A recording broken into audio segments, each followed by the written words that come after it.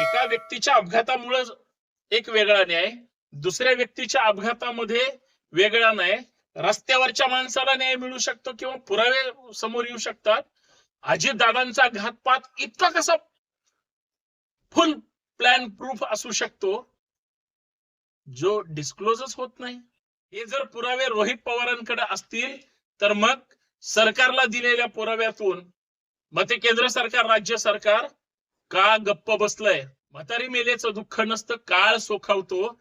तसं एक मृत्यू किंवा अपघात जर पचवला गेला किंवा पचवण्यासाठी मदत झाली तर दुसरा करायला तो गुन्हेगार धजावल्याशिवाय राहणार नाही. एका उपमुख्यमंत्र्याबद्दल असं झालंय, दुसऱ्या उपमुख्यमंत्र्याबद्दल सुद्धा असंच प्लॅनिंग होणार होतं. पण कुणाचं? आमचे नेते एवढे स्वस्त आहेत का? त्यांचा जीव एवढा स्वस्त आहे का?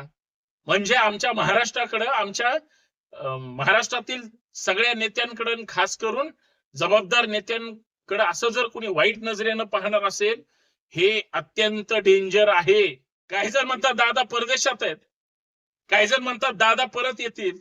लोकांचं प्रेम आहे मनापासून, पण उत्तर द्यायला सरकार घाबरतंय. फक्त दादाची आठवण आली म्हणून डोळ्यात पाणी आणून प्रश्न सुटणार नाहीत. या सगळ्या घटनेची जर गंभीरता लक्षात घेतली आणि रोहित पवारांचं माझ्याकडे तरी 2-4 पान आहेत, ते पण ते सांगत असताना मी ते पॉइंट काढून ज्यावेळेस डिटेल्स काढली, डोकं चाले ना.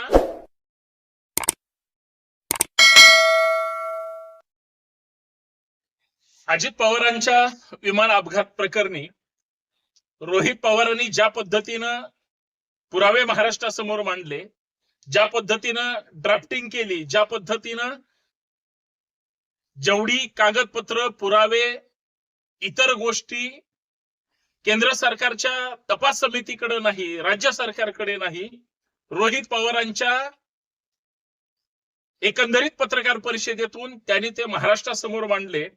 आणि सगळ्यात महत्वाचं, अजितदादा पवारांना ज्या पद्धतीनं घातपाताने मारलं, त्यांची खरंच विमान दुर्घटनेत मृत्यू झाला. या प्रकरणी रोहित पवारांनी सुमित्रा पवारांना भेटून जी कागदपत्र दिली, रोहित पवारांनी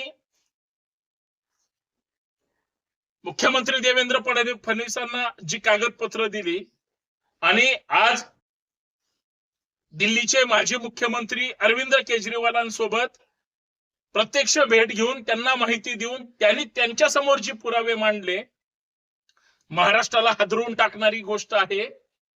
एक पुतण्या आपल्या चुलत्याला न्याय मिळण्यासाठी भांडतोय, तो दारोदारो फिरतोय. पुरावे काय आहेत त्यांच्याकडे?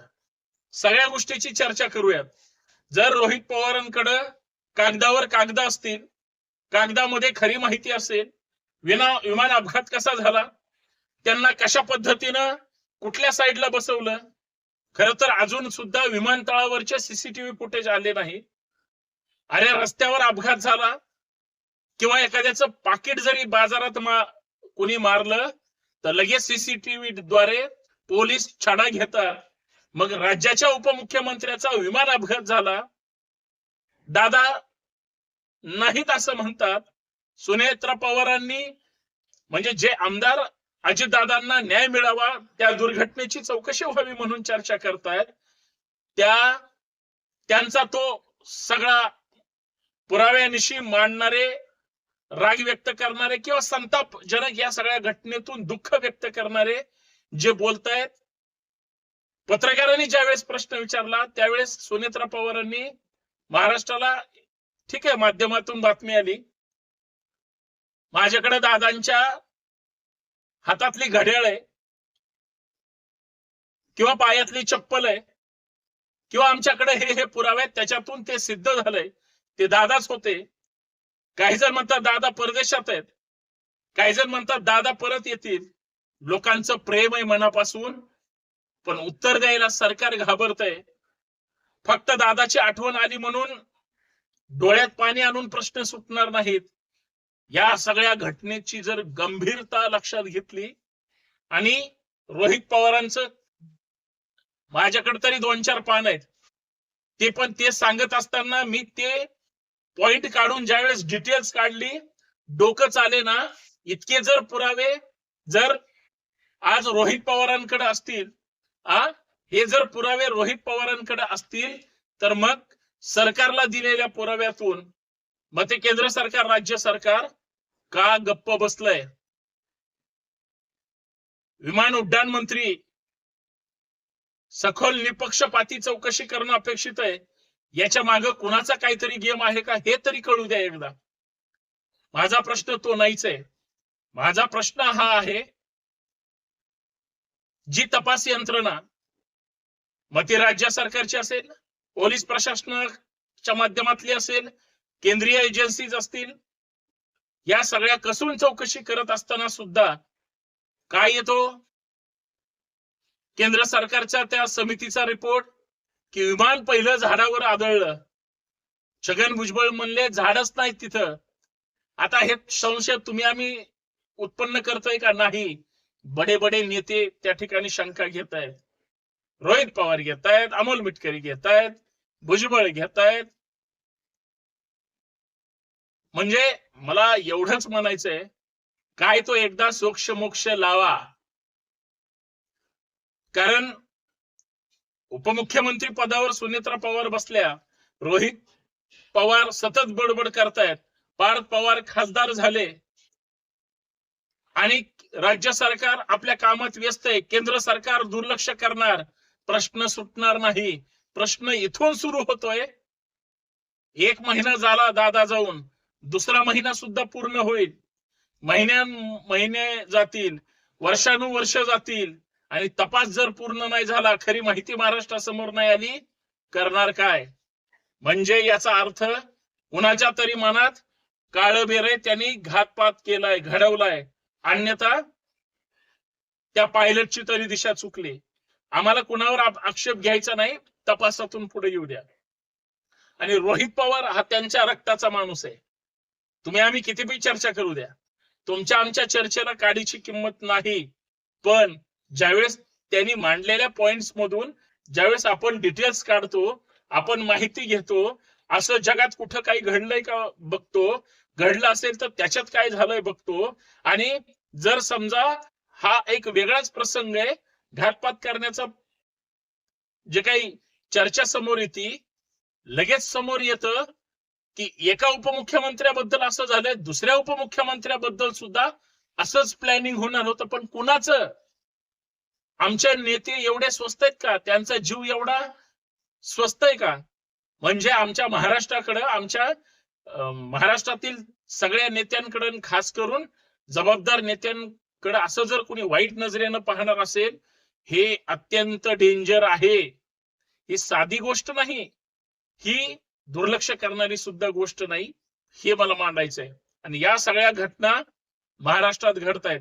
काल परवा शरद पवारांचं पहिल्या दिवशीचं मी स्टेटमेंट वारंवार ऐकलं. कारण काही गोष्टी आपण एक कायद्याचा विद्यार्थी म्हणून थोडं समजून घेण्याचा प्रयत्न केला पाहिजे, म्हणून मी या मुद्द्याकडे बारकाईनं पाहिलं. पवार साहेब पहिल्या दिवशी जे बोलले, महाराष्ट्राला कमीत कमी थांबवण्यासाठी बोलले असतील असं मला वाटलं. पण पवार साहेबांना सुद्धा या सगळ्या घटनेचा धक्का बसलाच असेल, किंवा त्यांच्या परिवारातल्या सगळ्यांना धक्का बसलेलाच आहे. त्यांना अजून याच्यातून सगळ्यातून सावरायचंय, हे सगळं खरंय. पण एका व्यक्तीच्या अपघातामुळे एक वेगळा न्याय, दुसऱ्या व्यक्तीच्या अपघातामध्ये वेगळा न्याय. रस्त्यावरच्या माणसाला न्याय मिळू शकतो किंवा पुरावे समोर येऊ शकतात. अजितदादांचा घातपात इतका कसा फुल प्लॅन प्रूफ असू शकतो, जो डिस्क्लोजच होत नाही. अजूनही त्या मोयमानिकावर संशय. आणि किती दिवस चर्चा करायची या सगळ्या विषयावर? कारण संशय आहे. मला असं वाटतं, रोहित पवार जोपर्यंत प्रधानमंत्र्यांना भेटणार नाही, रोहित पवार जोपर्यंत महाराष्ट्रामध्ये एखादा महामोर्चा किंवा मोठा मोर्चा मंत्रालयावर काढणार नाही, तोपर्यंत सरकार खडबडून जागा होणार नाही. ही घटना वाटते तेवढी सोपी नाही. कारण या घटनेच्या पाठीमाग, पडद्याच्या पाठीमाग काहीतरी विपरीत घडलंय, प्लॅनिंग नुसार घडलंय का काहीच घडलेलं नाही, हे महाराष्ट्रासमोर तरी आलं पाहिजे. लोक विसरून जातील. अहो, लोक कुणाकुणाला विसरले नाहीत. लोक हेही विसरतील, पण जे म्हणतात एक वाक्य आहे, म्हातारी मेलेचं दुःख नसतं काळ सोखावतो, तसं एक मृत्यू किंवा अपघात जर पचवला गेला किंवा पचवण्यासाठी मदत झाली तर दुसरा करायला तो गुन्हेगार धजावल्याशिवाय राहणार नाही. मग तो पायलटच्या रूपातला असू द्या, विमान कंपनीच्या रूपातला असू द्या, विमान कंपनीच्या मालकाच्या रूपातला असू द्या, किंवा अजून कोणी सरकारच्या बाहेर जो कोणी हितशत्रू असतील त्या सगळ्यांना उघडं पाडल्याशिवाय आणि त्यांचं कर्तृत्व नागडं केल्याशिवाय शांत बसलं नाही पाहिजे असं मला वाटतं. आणि महाराष्ट्रातल्या प्रत्येक जे समाज मनाशी जोडलेली नेते, जे काहीतरी बोलतात, काहीतरी लिहितात, काहीतरी मांडतात, पण सत्य बोलण्याचा प्रयत्न करतात, त्या सगळ्यांनी सुद्धा आवाज उठवणं गरजेचं आहे.